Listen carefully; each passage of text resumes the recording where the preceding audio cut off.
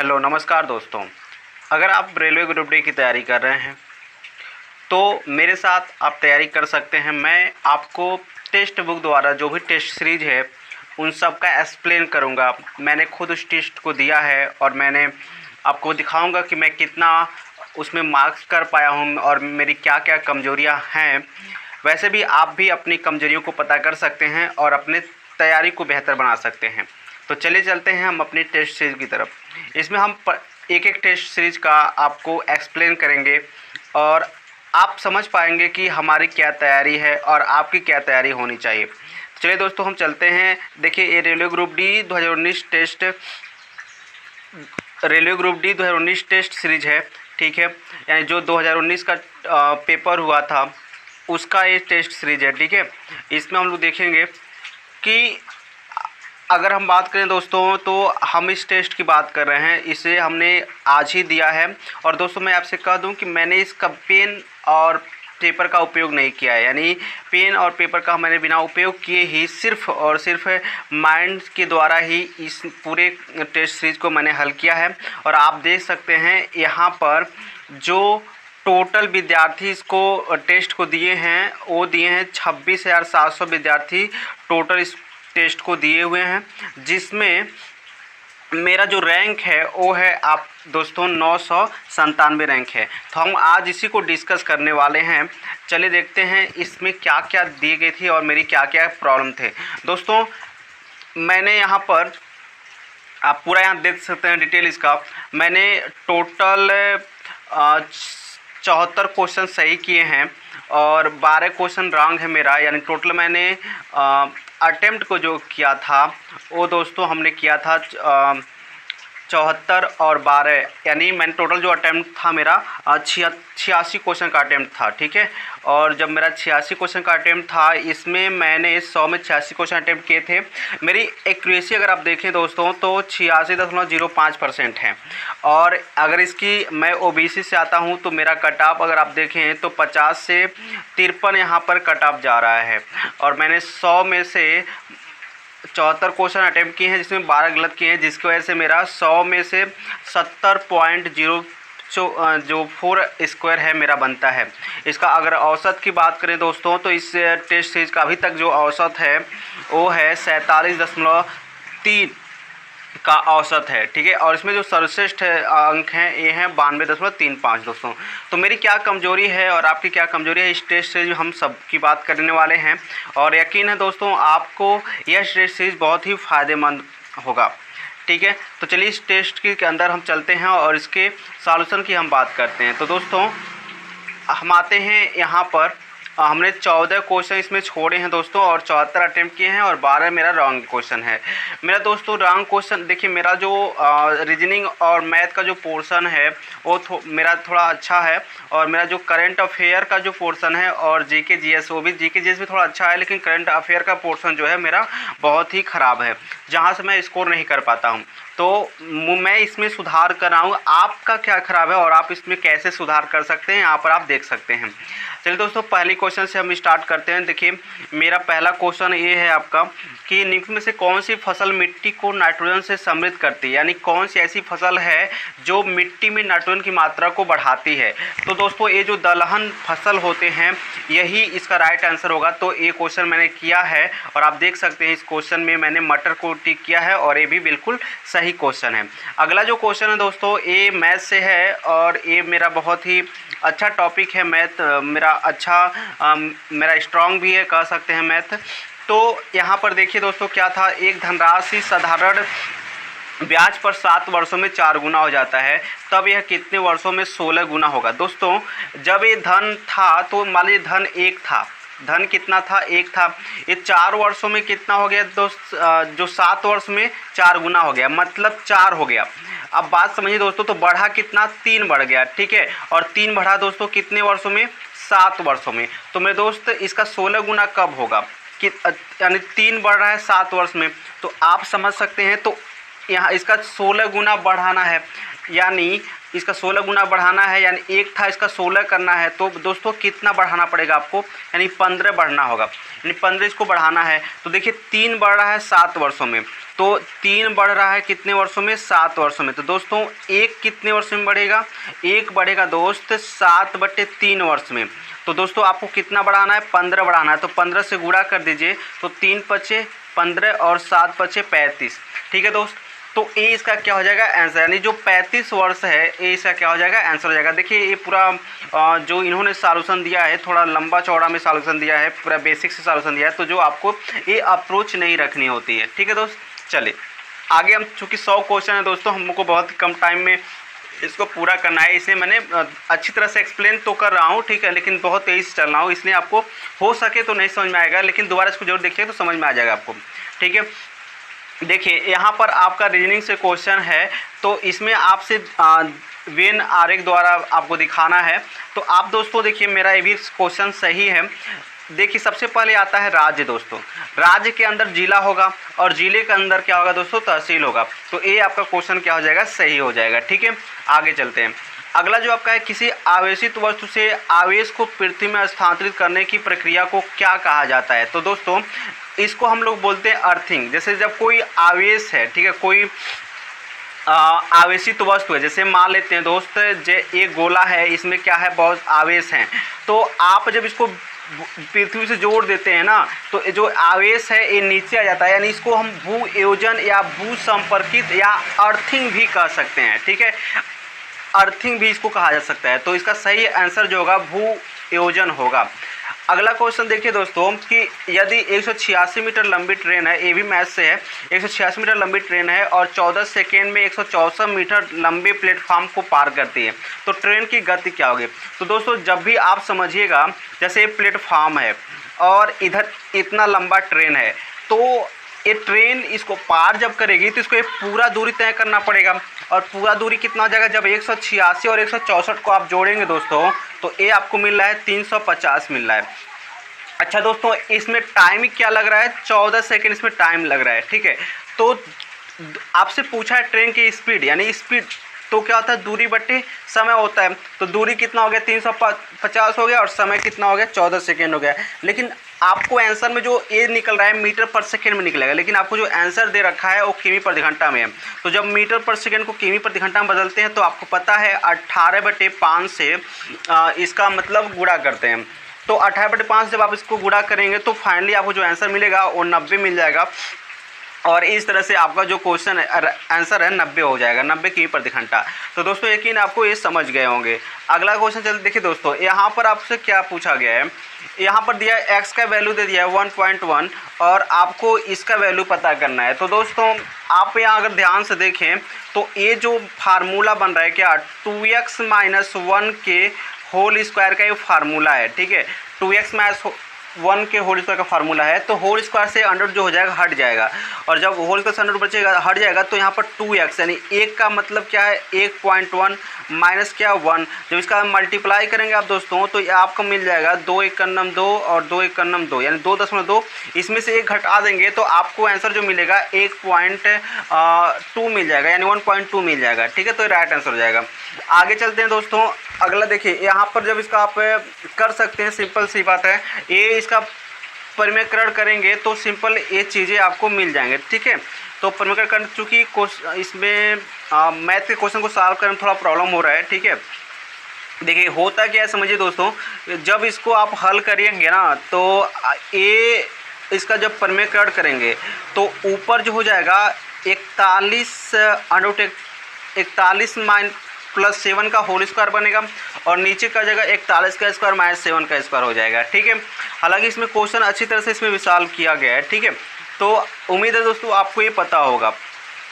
यहाँ पर देखिए दोस्तों ये भी मेरा क्वेश्चन राइट है, और ये बहुत बार क्वेश्चन पूछा जाता है कि भारत में स्थापित प्रथम राष्ट्रीय उद्यान कौन सा है। तो एक जिम कार्बोनेट राष्ट्रीय उद्यान ये उत्तराखंड में है, ये भारत का पहला प्रथम राष्ट्रीय उद्यान है। ठीक है, तो दोस्तों यकीन है आपको ये समझ में आ गया होगा। उसके बाद दोस्तों अगला जो है यहाँ पर देखिए ये मेरा क्वेश्चन ये भी मतलब राइट है। बल के अनुप्रयोग पर किसी वस्तु द्वारा किया गया कार्य शून्य होगा यदि वस्तु का विस्थापन क्या होना चाहिए। तो देखिए दोस्तों जो कार्य होता है, कार्य ये होता है बल इन फोर्स इंटू डिस्प्लेसमेंट, यानी बल गुणे विस्थापन होता है। यानी अगर यहाँ पर पूछा कि कार्य शून्य होगा तो ऐसा कब होगा, तो जब आप देख रहे हैं आप बल लगा रहे हैं और कार्य नहीं मिल रहा है, तो इसका मतलब क्या है, आपने विस्थापन नहीं किया। जब आपने विस्थापन नहीं किया तो यानी आपका जो वर्क होगा वो शून्य मिलेगा। ठीक है, तो यहाँ से आपका आंसर विस्थापन शून्य होना चाहिए। ठीक है, चलिए यहाँ पर मेरा रीजनिंग का क्वेश्चन है दोस्तों, और ये मेरा गलत हो गया है। यहाँ पर लॉजिक है इसका मैंने नहीं ढूंढ पाया, तो ये मेरा क्वेश्चन फाइनली रॉन्ग है। ठीक है, अब देख लेते हैं इस रॉन्ग कैसे हुआ। तो यहाँ पर लॉजिक क्या दिया गया है, लॉजिक ये दिया गया है कि आकृति बी को छोड़कर शेष आकृति में हार्ट, क्लब और डायमंड नामक 3 आकृतियाँ, जबकि आकृति में हार्ट की बजाय स्पेड है। ओ यहाँ पर देखिए आप, तो आकृति 3 जो आंसर इसका है 2 दे रहा है। ठीक है, तो 2 में क्या अंतर है बाकी इन दोनों में, तो आप यहाँ पर देखें बी देख रहे हैं, तो बी में अंतर क्या दिख रहा है दोस्त। हाँ, अंतर हमको ये दिख रहा है दोस्त, हम ध्यान नहीं दिए इसको। अंतर ए बी में ए पत्ती जो है ना उसका जो ए बना दिया गया है, ए खींच दिया गया है ना, तो बाकी किसी में नहीं दिए। तो मैं ये थोड़ा मेरा मिस्टेक है जो मैंने उस समय ध्यान नहीं दिया था, तेज़ी में जल्दी में करने के लिए। तो आपको जल्दी भी नहीं करना है। ठीक है, चलिए आगे देखते हैं दोस्तों। अगला जो अपना क्वेश्चन है, यहाँ पर रीजनिंग का क्वेश्चन है और मेरा राइट है, तो इसमें लॉजिक क्या हो रहा है, तो आप यहाँ सिंपल देख सकते हैं लॉजिक जो बन रहा है। एच और जे को जोड़ दिया जा रहा है। एच और जे आपको जब जोड़ेंगे तो आपको पता है एच का जो पहले वैल्यू है 8 होता है और जे का 10, तो 10 8 18 है। ये बाकी सब में अप्लाई हो रहा है लेकिन इसमें नहीं अप्लाई हो रहा है। ठीक है, तो इसमें आप देखेंगे तो इसमें अप्लाई नहीं हो रहा है, तो इसका मतलब क्या है कि ये आपका के और डी को जब आप जोड़िएगा ना, तो के और डी को जोड़ेंगे तो आपको क्या मिलने वाला है, तो 11 और 4 15 होगा, लेकिन यहाँ पर 16 दिया तो ये आपका गलत हो जाएगा। यहाँ पर आपको मौसम निकालना आता ही होगा, तो इसका जो राइट मौसम है वो 14 हो जाएगा। ठीक है, यहाँ पर आप इसका परसेंटेज वैल्यू भी आप निकाल ही सकते हैं, तो इसको भी आप कर सकते हैं। यहाँ पर अगर देखें तो मेरा रीजनिंग काफ़ी ख़राब है दोस्तों, और इसलिए सॉरी मेरा जो करंट अफेयर है और जीके जीएस है तो वो पोर्शन मेरा काफ़ी वीक है, मैं इसको स्ट्रांग कर रहा हूँ अभी। तो यहाँ पर मैंने आपसे पूछा गया वर्ष 2024 के लिए ग्रीष्मकालीन ओलंपिक की मेज़बानी कौन सा शहर करेगा, तो यहाँ पर था आंसर पेरिस, और मैंने लॉस एंजलिस को ट्रिक किया था, तो इस वजह से मेरा क्वेश्चन क्या हो गया था, गलत हो गया था, यानी पेरिस का राइट आंसर होगा। ठीक है, हो सकता है आपको ये पता हो। यहाँ पर दोस्तों मैं कंफ्यूज हो गया था कि तारों की टिमटिमाहट का कारण निकलने में से क्या है, तो ये तो क्लियर था कि प्रकाश का अपवर्तन है, लेकिन यहाँ पर एक ऑप्शन और दे दिया है। अगर देखिए दोस्तों इसमें अगर सिर्फ देता कि प्रकाश का अपवर्तन, तो आप राइट आंसर प्रकाश के अपवर्तन को ही करते हैं, लेकिन यहाँ पर दिया है वायुमंडलीय प्रकाश का अपवर्तन, तो इसका राइट आंसर जो होगा वायुमंडलीय प्रकाश का अपवर्तन होता है। क्या दोस्तों, जब वायुमंडल से प्रकाश गुजरती है तो वायुमंडल जो है ना, वायुमंडल में धूल के कण भी होते हैं, और वायुमंडल की जो परत होती है कई भागों में बटी होती है, तो कहीं कहीं ये सघन होता है तो कहीं कहीं विरल होता है, जिससे प्रकाश की किरणें अपवर्तित होते हुए आती हैं, जिससे हमें तारे जो होते हैं टिमटिमाते हुए दिखाई देते हैं। आगे चलते हैं।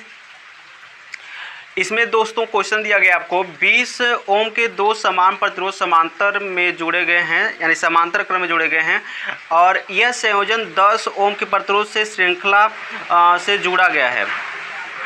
तो पूछा गया है दोस्तों आपसे कि इस पूरे समायोजन का जो समतुल्य प्रतिरोध होगा वो कितना होगा। तो देखिए दोस्तों ऐसे आप फिजिक्स का क्वेश्चन है, और इसमें देखिए 2 तरह से प्रतिरोधों को जुड़ा था, एक समांतर क्रम में और एक श्रेणी क्रम में। समांतर क्रम में जोड़ने में क्या होता है दोस्तों कि जैसे यहाँ पर हम फिगर बना दे रहे हैं इसका आपको, जो ये आपका समांतर क्रम है, ये से 2 प्रतिरोध जोड़ दिए गए तो ये समांतर क्रम हो गए, और इसके साथ क्या किया गया, एक और प्रतिरोध जोड़ दिया गया, यानी एक प्रतिरोध ये 20 ओम का है और ये 20 ओम का है, और इसके साथ 10 ओम का जोड़ दिया गया है। तो आपसे पूछा गया कि ये पूरा जो इस पूरे का जो तुल्य प्रतिरोध है वो कितना होगा, ये आपसे पूछा गया।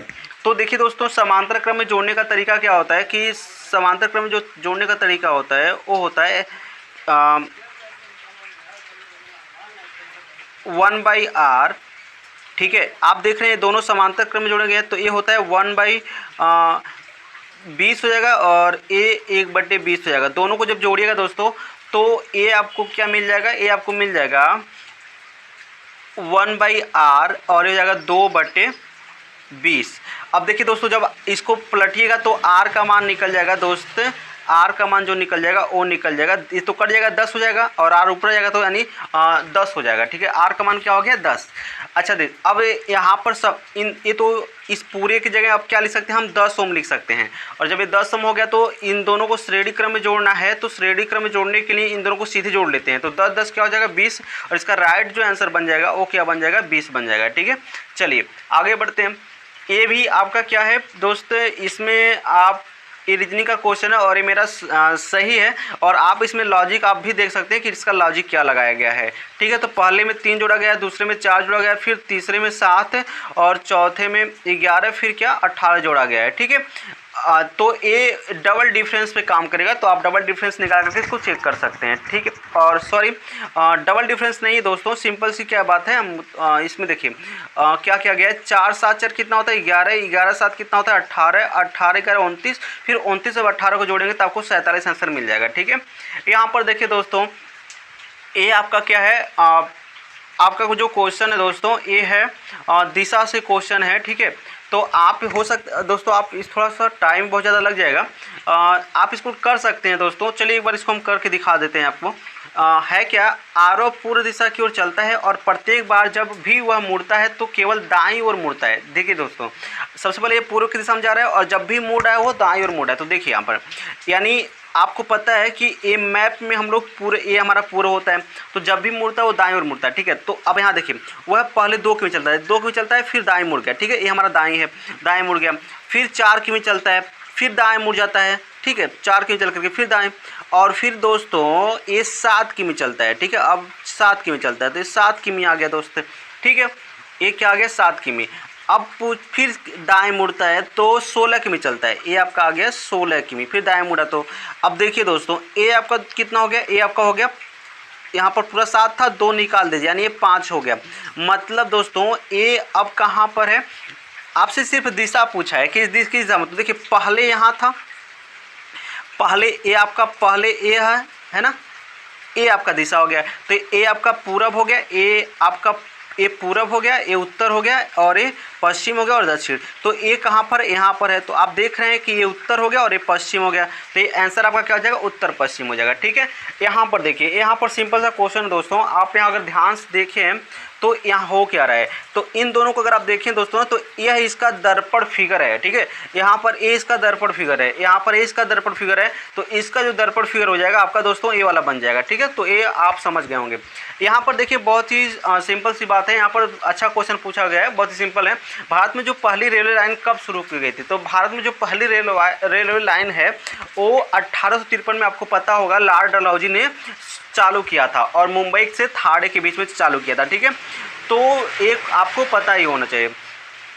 उसके बाद दोस्तों यहाँ पर क्या है, यहाँ पर रीजनिंग से क्वेश्चन है और रीजनिंग से क्वेश्चन आप देख सकते हैं, ये भी कथन और निष्कर्ष से क्वेश्चन है। देखिए यहाँ पर अगर आप देखें इसको तो सभी डेवलपर्स लड़की हैं। देखिए जितने भी डेवलपर्स हैं, ठीक है, ये क्या है गर्ल्स हैं। ठीक है, सभी डेवलपर क्या हैं लड़की हैं, जितनी डेवलपर्स हैं सब क्या हैं लड़की हैं। फिर कह रहा है कि कुछ लड़कियां सीईओ हैं, तो देखिए यहाँ पर कुछ अगर लड़कियों की बात करें तो कुछ लड़कियां हैं जो हैं सीईओ हैं। तो यहाँ से आपको निष्कर्ष क्या दे रहा है कि कोई भी डेवलपर सीईओ नहीं है। तो दोस्तों ऐसा तो हम कह नहीं सकते, क्योंकि ऐसा हो सकता है कि ये मतलब इसमें तो निगेटिव दिया नहीं है। ठीक है, तो यहाँ पर कहा कोई भी डेवलपर सीईओ नहीं है। ठीक है, ये भी नहीं कह सकते हम लोग, यानी हो सकता है कि ए इसमें और बढ़ गया हो, है ना, ऐसा हो सकता है, ये भी हो सकता है। ठीक है दोस्तों, तो ये नहीं हम कह सकते हैं। फिर दूसरा दिया है कुछ डेवलपर्स सीईओ हैं।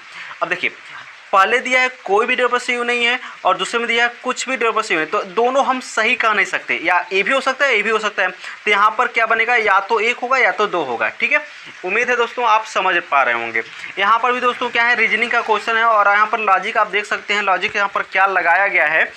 तो यहाँ पर दिया गया आपका सिंपल सी बात है।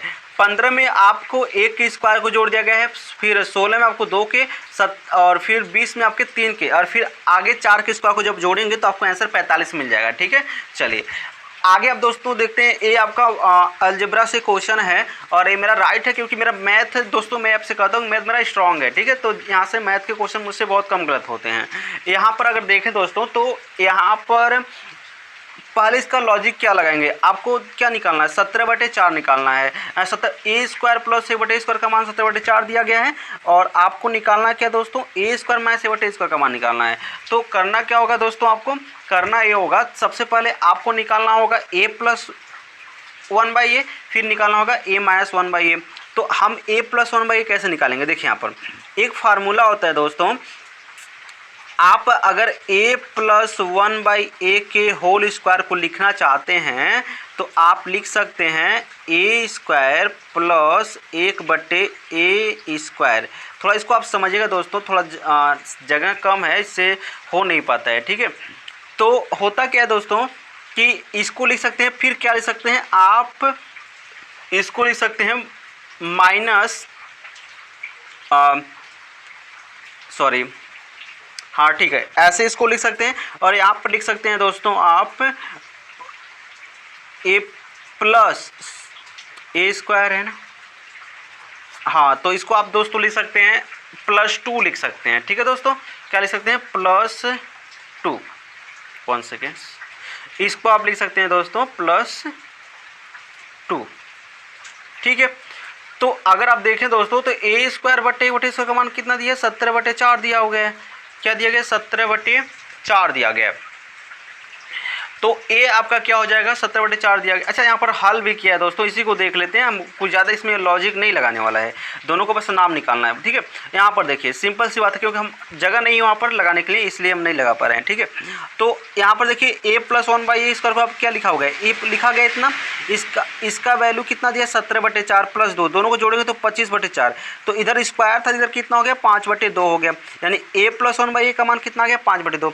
इसी तरह आप लिख सकते हैं a - 1/a के होल स्क्वायर को लिख सकते हैं क्या, a square plus a/a square -2 लिख सकते हैं। ठीक है, तो होता क्या है, यहाँ पर आप उसी का मान फिर a square plus a/a square मान 17/4 रखिएगा, और फिर -2 है, तो जब इसको आप हल करिएगा तो 9/4 आएगा। अब हमने कहा क्या, इस आपको फार्मूला तो पता होगा, a + 1/a आपका 1 ब्रैकेट में, a + -1/a दूसरे ब्रैकेट में, जब दोनों का मल्टीप्लाई करेंगे तो a स्क्वायर - 1/a स्क्वायर तो आपको मिल ही जाएगा। तो यहाँ पर आप देखें तो इसका मान कितना आपने निकाला, इसका मान निकाला आपने 5/4, फिर इसका मान आपने कितना निकाला, 3/2 निकाला। तो यहाँ पर जब इसका गुणा करेगा तो 5, 1 सेकेंड सॉरी, यहाँ पर भी 2 ही होगा। यहाँ पर आपने जब इसका गुणा किया 5 3 15 और 2 दूना कितना 4, तो ये आपका राइट आंसर बनेगा। ठीक है, चलिए यहाँ पर सिंपल सा क्वेश्चन है, इसमें आपको बताने की कोई जरूरत नहीं है। ठीक है दोस्तों, अकबर द्वारा स्थापित धर्म का नाम क्या था, तो आपको सबको पता होगा कि अकबर ने एक धर्म की स्थापना की थी, दीन-ए-इलाही धर्म के नाम से इसको जानते हैं। ठीक है, अगला जो आपका क्वेश्चन है दोस्तों, यहाँ पर रीजनिंग से क्वेश्चन है, और एक क्वेश्चन कैसे हुआ है आप देख सकते हैं। ठीक है दोस्तों, देखिए सबसे पहले इसमें क्या किया गया, यहाँ पर लॉजिक आप समझिए। एक लॉजिक तो ये बनता है, ठीक है, दूसरा लॉजिक आपका क्या बन जाएगा, दूसरा लॉजिक हमने जिस लॉजिक से इस क्वेश्चन को किया है, हालांकि ये लॉजिक इसमें भी सही फिट बैठ रहा है, तो दूसरा लॉजिक क्या है, आप इसमें 4 से गुणा करिए। ठीक है, 17 में 4 से गुणा करिए। ठीक है, यानी और फिर बात वही हुआ, 17 में 4 से गुणा करिए और 12 जोड़ दीजिए, तो 17 चौका 68 और 12 जोड़ देंगे तो आ जाएगा आपका 80। इसी तरह 22 का 4 में गुणा करें तो 22 चौका 88 होगा, और इसमें 12 जोड़ देंगे तो आपका हो जाएगा कितना दोस्तों, 100। ठीक है, तो ये आपका लॉजिक बैठ रहा था। यहाँ पर अगर देखें आप दोस्तों तो रीजनिंग का क्वेश्चन है, और आपको पता है रीजनिंग का क्वेश्चन कैसे करते हैं, ये आपसे पूछा गया कि कितने आयत इसमें होंगे। तो अगर हम देखें इसमें तो आप इसको काउंट करिए, तो 1 2 3 कितना हो गया दोस्त, ये हो गया 3 2 5 1 6 हो गया, कितना हो गया 3 2 5 1 6। यहाँ पर देखिए 1 2, तो 1 2 2 1 कितना हो गया 3, तो 6 × 3 कितना था दोस्तों 18, ये आपका क्या बन जाएगा, आंसर बन जाएगा। ठीक है, चलिए यहाँ पर देखें क्वेश्चन, तो ये भी कथन और निष्कर्ष से क्वेश्चन है दोस्तों। यहाँ पर क्या कहा गया, किसानों ने फसलों के न्यूनतम समर्थन मूल्य की मांग को लेकर सरकार के खिलाफ प्रदर्शन किया। तो निष्कर्ष क्या निकल रहा है, सरकार को धरना प्रदर्शन बंद करने के लिए किसानों को पैसे, देखिए दोस्तों अगर किसान धरना कर रहे हैं तो ऐसे तो कर नहीं रहे होंगे कि वो पैसा को दे दे और फिर धरना बंद कर देंगे, तो ये निष्कर्ष तो आप निकाल ही नहीं सकते।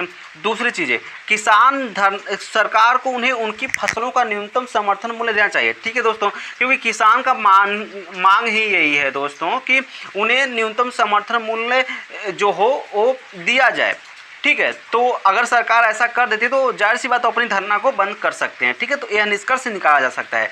यहाँ पर देखिए दोस्तों मेरा थोड़ा सा रॉन्ग हो गया है, हालांकि क्वेश्चन मुझे आ रहा था लेकिन मैं इसको पढ़ने में थोड़ा गलत कर बैठा। देखिए कहा जा रहा है कि एक 5 किलो की वस्तु को 4 मीटर ऊपर उठाया जाता है, वस्तु पर गुरुत्वाकर्षण बल द्वारा किया गया कार्य क्या होगा। तो दोस्त यहाँ पर देखें अगर, तो यहाँ पर आपसे अगर ऐसे पूछता कि आपके द्वारा किया गया कार्य क्या होगा, मतलब जो व्यक्ति उसको उठा रहा है, तो सही था क्वेश्चन। फार्मूला यही लगेगा, जो कार्य बराबर हो जाएगा यानी mgh पे ही काम करेगा ये, ठीक है। क्या करेगा, mgh पे ही फार्मूला काम करेगा। m का मान कितना है 5, g का मान कितना है दोस्त 10, h का मान कितना है दोस्त 4। तो आप देखेंगे दोस्त कितना आ गया 200। हमने 200 पे टिक किया था, मेरा सही था। दिक्कत क्या था कि ये पूछा था कि गुरुत्वाकर्षण बल कितना काम करेगा। अगर आप किसी चीज़ को ऊपर ले जा रहे हैं दोस्त ऊपर, ठीक है, तो गुरुत्वाकर्षण बल क्या करेगा, इसको नीचे लाएगा। तो आप न्यूटन का जो तीसरा नियम क्या है, क्रिया के बराबर परस्पर और विपरीत प्रतिक्रिया होता है। तो यानी अगर आप ऊपर ले जा रहे हैं तो उसको नीचे भी लाना, वो गुरुत्वाकर्षण बल क्या चाहेगा, उसको नीचे लाएगा, ठीक है। तो यानी कार तो इतना ही करेगा, ठीक है, लेकिन वो निगेटिव में करेगा, यानी -200 जूल का कार्य होगा, ठीक है। तो राइट आंसर क्या होगा 2 हो जाएगा, -200 जूल। मैंने देखिए दोस्तों क्या किया था, मैंने टिक किया था,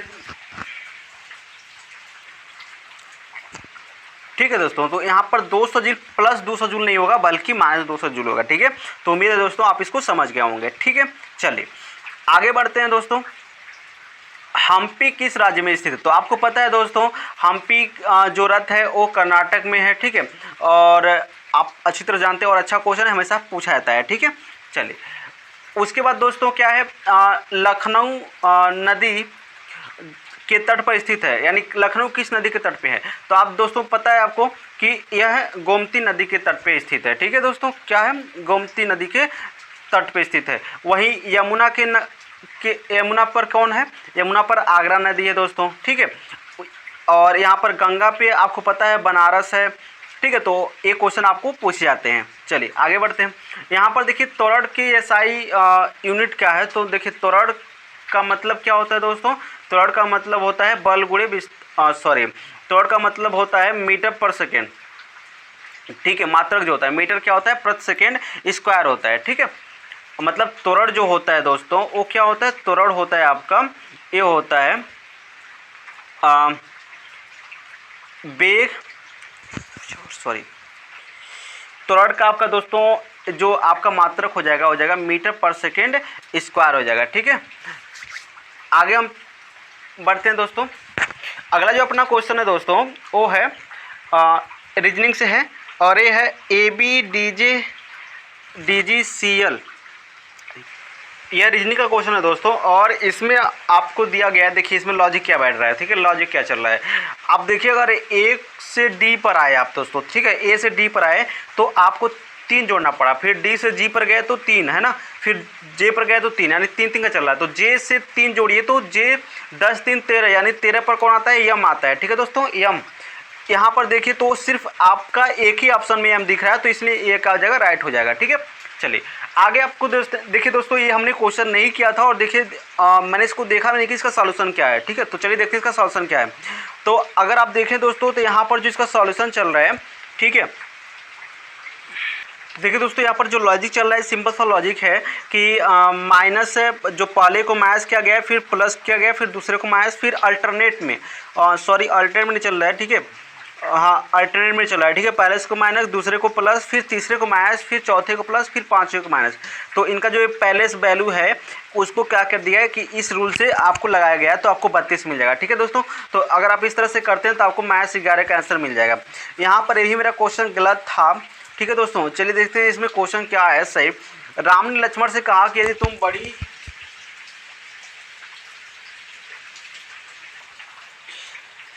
राम ने लक्ष्मण से कहा यदि तुम कड़ी मेहनत करोगे तो अपनी परीक्षा में सफल होगे। ठीक है, तो लॉजिक क्या देखिए, अगर राम कह रहे हैं लक्ष्मण से कि कड़ी मेहनत करोगे तो परीक्षा में सफल होगे, यानी कड़ी मेहनत हमेशा अच्छा फल देती है। तो कहीं ना कहीं लॉजिक हो सकता है कि कड़ी मेहनत क्या होता है, अच्छा फल देता है, तभी तो उन्होंने कहा था कि कड़ी मेहनत करोगे तो सफलता मतलब तुम्हें जरूर मिलेगी। ठीक है, फिर दूसरा क्या है, लक्ष्मण परीक्षा में सफल होना चाहते हैं। हाँ बिल्कुल सही है, अगर लक्ष्मण चाहते हैं, नहीं चाहते कि वो परीक्षा में सफल हो तो राम को ऐसा सजेशन क्यों देते, तो वो चाह भी रहे हैं। तो कहने का ये दोनों लॉजिक ठीक बैठता है। तो मैंने इसमें गलती कर दी, मैंने सिर्फ दूसरा लॉजिक ही दिया, पहला नहीं दिया, तो इसका आंसर क्या होगा, पहला ही होगा। ठीक है, इसमें दोनों लॉजिक बैठ रहा है। ठीक है, चलिए यहाँ पर देखिए, तो ये भी उसी का क्वेश्चन है। ठीक है दोस्तों, कोई चार्म टर्म नहीं है, तो कुछ देखिए, कोई भी चार्म जो है, कोई भी चार्म, कोई भी का मतलब क्या है, कुछ, कोई नहीं है ना, कोई भी चार्म जो है वो टर्म नहीं है। ठीक है, कोई भी चार्म क्या है, टर्म नहीं है ना, टर्न नहीं है। और फिर कुछ टर्न पाइप हैं, तो कुछ टर्न क्या है दोस्तों, पाइप है ना। तो आपसे निष्कर्ष में क्या पूछा गया, कुछ चार्म पाइप, कुछ चार्म पाइप हैं, तो देखिए यहाँ पर चार में यहाँ है, पाइप यहाँ है, कोई रिलेशन नहीं, ठीक नहीं कर सकते। कोई चार में पाइप नहीं है, देखिए चार में यहाँ है, पाइप हो सकता है, नहीं की बात हो रही है, तो हो सकता है ये पहुँच सकता है। ठीक है, तो मतलब या तो ये हो सकता है या तो ये हो सकता है, यानी दोनों में से कोई एक तो होना ही है। तो इसलिए यहाँ पर आइदर और का केस लगेगा, या तो एक या तो दो, है ना। तो ऐसे जब भी ऐसे कंडीशन आपको मिले तो आप या तो एक और या तो दो को लगा सकते हैं। ठीक है, चलिए आगे आप देखेंगे तो यहाँ पर एक क्वेश्चन है, तर्क और धारणा से है। कॉलेज पर्सन में मोबाइल फ़ोन का प्रयोग करना सख्त मना है ना, ऐसा कहा गया है।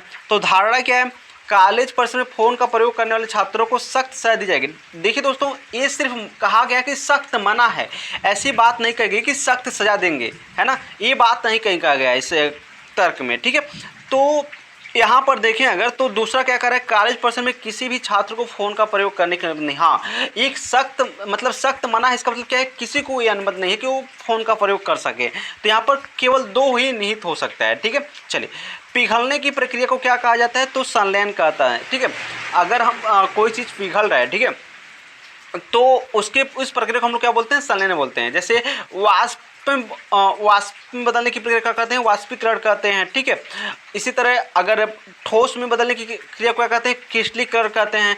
इसी तरह पिघलने की जो प्रक्रिया होती है उसे हम क्या बोलते हैं, संलयन बोलते हैं। ठीक है, चलिए आगे देखिए, यहाँ पर तो लॉजिक आप देख रहे हैं, सिंपल सी बात है दोस्तों कि लॉजिक कैसे बनाया जा रहा है, इसको सीधे उल्टा करके लिखा जा रहा है। ठीक है, सबसे पहले जी, फिर आई, फिर आर। तो यहाँ पर आप इस लॉजिक को समझ गए होंगे।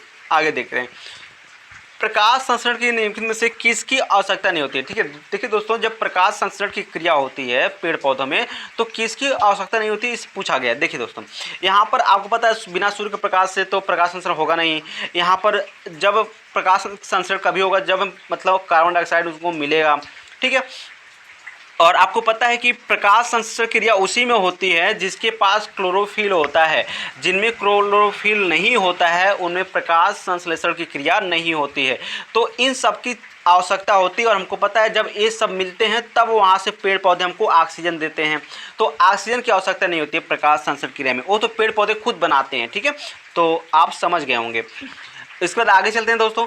देखिए, मोटर वाहन में अपशिष्ट का सबसे खतरनाक धात्विक प्रदूषण क्या है। तो दोस्तों ये मैं कंफ्यूज था, हालांकि मेरा 80% शीशा पे था, लेकिन मैं उल्टा मार्क कराया। तो यहाँ पर देखिए दोस्तों, ये इसका जो आंसर है शीशा ही है। ठीक है, जो मोटर वाहन होते हैं उसमें उनसे जो सबसे खतरनाक प्रदूषण निकलते हैं वह शीशा ही होता है। ठीक है, मैंने पारा पर लगा दिया। ठीक है, तो आपको पता है दोस्तों, पारे की कमी से एक रोग होता है जिसे हम बोलते हैं मीन माता रोग, है ना। पारे की कमी से कौन सा रोग होता है, मीन माता रोग होता है। ठीक है, चलिए आगे चलते हैं दोस्तों। रेखा का समीकरण ज्ञात करना है। आपको पता है कि एक फार्मूला होता है रेखा का समीकरण निकालने के लिए। यहाँ पर ये फार्मूला आपको हम बता दे रहे हैं, y माइनस y1। फिर यहाँ पर क्या होता है दोस्तों, प्रवणता होता है। ठीक है, प्रवणता या ढलान इसी को हम बोलते हैं। फिर क्या होता है, x माइनस x1। तो आपको दोस्तों यहाँ पर 2 की जगह यहाँ पर क्या रख देना है, y1 की जगह 2 रख देना है, और -7 जो है x की जगह रख देना है, और m की जगह जो इसका ढलान है 4/3 ये रख देना है, और आपको क्या मिल जाएगा, इसका आंसर मिल जाएगा। ठीक है, चलिए यहाँ पर दोस्तों देखें तो इसमें लॉजिक क्या बैठ रहा है, तो आप देखिए इसमें तो कोई विशेष इसका तरीका नहीं है, सबको आप ट्रिक कर एक एक करके देख सकते हैं और आपका अप्रोच थोड़ा अच्छा रहा, थोड़ा माइंड में आप अच्छा से कैलकुलेट कर लेते हैं तो आप किसी एक पर आसानी से पहुँच सकते हैं। ठीक है दोस्तों, तो इसमें आप जब इसमें सबको फिट करेंगे तो आपका जो ए वाला आंसर होगा सही मिलेगा। आगे चलते हैं दोस्तों। यहाँ पर देखिए तो निम्न में से कौन सा विकल्प कोशिका सिद्धांत का अपवाद है। ठीक है दोस्तों, तो ये मुझे नहीं पता था इसलिए मैंने इस पर टिक नहीं किया। और चलिए देखते हैं इसमें क्या आंसर आ रहा है। तो इसमें जो आंसर आ रहा है वायरस आंसर आ रहा है। ठीक है, वायरस, यानी जो वायरस होता है वो कोशिका सिद्धांत के अनुसार मतलब काम नहीं करता है। ठीक है, यानी उसका अपवाद है। तो दोस्तों आपको बता दूं कि जो कोशिका सिद्धांत वो क्या है कि कोशिका सिद्धांत से कहता है कि कोई भी कोशिका अगर उत्पन्न होती है तो वह पहली जो कोशिका है उसी से उत्पन्न होगी, है ना। लेकिन वायरस में ऐसा कुछ नहीं होता है। ठीक है, तो इसलिए इसका अपवाद माना जाता है। यहाँ पर दोस्तों देखें तो सिंपल सा क्वेश्चन है दोस्तों, आप आराम से इसको कर सकते हैं, कोई दिक्कत नहीं है। पहले आप इन दोनों को हल करेंगे तो 99 आपका हो जाएगा 99 भागा 99, है ना, और -1, तो इसका -1, तो ये 99 से 1 करना क्या हो जाएगा 99 हो जाएगा, यानी 1 - 1, तो ये वाला 0 हो जाएगा पूरा, और 18 में से 3 निकालेंगे तो 15, इसका क्या हो जाएगा राइट आंसर हो जाएगा। ठीक है दोस्तों, तो ये ऐसे सारे क्वेश्चन है दोस्तों जो आप आसानी से कर सकते हैं। यहाँ पर देखें दोस्तों, तो भारतीय संविधान में आपसे पूछा गया है कि भारत के संविधान में मूल रूप से कितने अनुच्छेद हैं। तो दोस्तों सिंपल सी बात है, आपको याद होना चाहिए कि जब भारतीय संविधान बना था तो सबसे पहले इसमें 395 अनुच्छेद थे और इसमें दोस्तों 12 अनुसूचियाँ थी। ठीक है दोस्तों, कितने अनुच्छेद थी, 12 अनुसूचियाँ थी। तो भारत के संविधान में कितने हैं 395 अनुच्छेद हैं और 12 क्या हैं अनुसूची हैं। ठीक है दोस्तों, चलिए आगे बढ़ते हैं दोस्तों। अगला जो अपना क्वेश्चन है क्या है, इनमें से किस बंदरगाह को न्यू मंगलौर पोर्ट के नाम से भी जाना जाता है। तो दोस्तों मेरा गलत हो गया था और मुझे इसका आंसर पता नहीं था, तो मैंने इसको टिक किया था और इसको, लेकिन इसका जो आंसर है इसका ये है आपका इसका जो आंसर है दोस्तों ये है पानमबुर बंदरगाह को। ठीक है दोस्तों, ये जो बंदरगाह है ये पानमबुर बंदरगाह, ये जो है इसको न्यू मंगलौर पोर्ट के नाम से भी जाना जाता है। ठीक है दोस्तों, तो यकीन है दोस्तों ये आप इसको समझ गए होंगे। ठीक है, अच्छा उसके बाद यहाँ पर देखिए ये भी क्वेश्चन मुझे पता नहीं था दोस्तों, बोमन कैप्सूल में पाए जाते हैं। ठीक है दोस्तों, यानी बोमन कैप्सूल इसमें से किस में पाए जाते हैं, स्तनधारियों के गुर्दों में, स्तनधारियों के हृदय में, स्तनधारियों के यकृत में। तो दोस्तों देखते हैं इसमें, तो यहाँ पर जो है बामन जो कैप्सूल हैं वो दोस्तों स्तनधारियों के गुर्दे में पाए जाते हैं। ठीक है दोस्तों, किसमें पाए जाते हैं, गुर्दे में। तो आप ठीक है दोस्तों, जो बोमन कैप्सूल है कहाँ पाए जाएंगे, स्तनधारियों के गुर्दे में पाए जाते हैं। ठीक है दोस्तों, चलिए आगे बढ़ते हैं। इसमें देखते हैं दोस्तों कि निम्न में से कौन सा अनुच्छेद नए राज्य के गठन या स्थापना को परिभाषित करता है। तो दोस्तों जो अपना पहला अनुच्छेद है ये बताता है इसमें भारत में कितने राज्य और कितने केंद्र शासित प्रदेश हैं। जो अनुच्छेद दूसरा है ये हमको बताता है कि भारत में जो है अगर नए राज्य बन रहे हैं उसके गठन कैसे होंगे, नए राज्य की स्थापना कैसे होगी, इसके बारे में अनुच्छेद 2 में हमको बताया गया है। ठीक है दोस्तों, चलिए आगे बढ़ते हैं। यहाँ पर देखिए दोस्तों सीमेंट का मुख्य घटक क्या होगा। तो दोस्तों मैंने भी इसको रॉन्ग कर दिया था, हालांकि मुझे एक क्वेश्चन पता था लेकिन गलती से मुझे ये रॉन्ग हो गया। एक कॉपर सल्फेट टिक हो गया है और जबकि ये है कैल्शियम ऑक्साइड। ठीक है दोस्तों, देखिए कैल्शियम ऑक्साइड को आपको पता है दोस्तों बिना बुझा हुआ चूना कहते हैं, इसके नाम से इसको जानते हैं। ठीक है दोस्तों, चलिए आगे बढ़ते हैं। दो संख्याओं का अनुपात दोस्तों इतना है, यदि 51 का अंतर है तो सबसे छोटी संख्या क्या है। देखिए दोस्तों दो संख्याओं का अनुपात हमको दे दिया, एक का 11 एक का 14, है ना। इसमें अंतर कितने का है, 51 का। तो आप देखिए दोस्तों सिंपल सी बात है, आंसर कितना दिख रहा है, 3 का दिख रहा है, यानी 3 किसके बराबर हो गया 51 के, तो 1 किसके बराबर हो गया 17 के। तो दोस्तों अगर आप 17 छोटी पूछ रहा है तो छोटी पूछा तो 17 से 11 में गुणा करिएगा तो आपको आंसर मिल जाएगा 187। तो ये आपका राइट आंसर।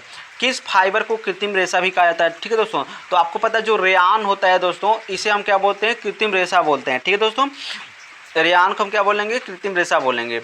उसके बाद डीएनए में मौजूद शर्करा कौन सी होती है। दोस्तों हमको नहीं पता था और मैंने इसको दोबारा देखा नहीं, देखते हैं कौन सा इसका आंसर सही होगा।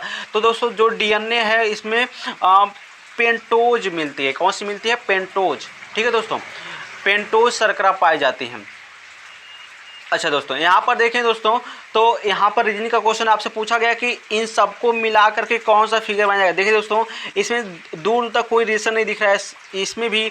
तो आप फाइनली जब नीचे आएंगे दोस्तों, तो इसमें सारे फिगर अगर आप मिलाएंगे तो सब सारा फिगर इसमें क्या हो जाएगा, मिल जाएगा। ठीक है दोस्तों, तो इसमें कोई लॉजिक नहीं लगता है, बस आपको देखना होता है कि फिगर को मिलाता कौन फिगर यहाँ पर है कौन नहीं है, या तो इसमें से निकाल कर इसको देखिए या तो इसको जोड़कर इसको देखिए, तो आप कर सकते हैं दोस्तों। ठीक है, चलिए यहाँ पर देखें दोस्तों, तो आप से पूछा गया है कि घन का जो कुल पृष्ठीय क्षेत्रफल है, ठीक है, वो 121.5 सेमी स्क्वायर है।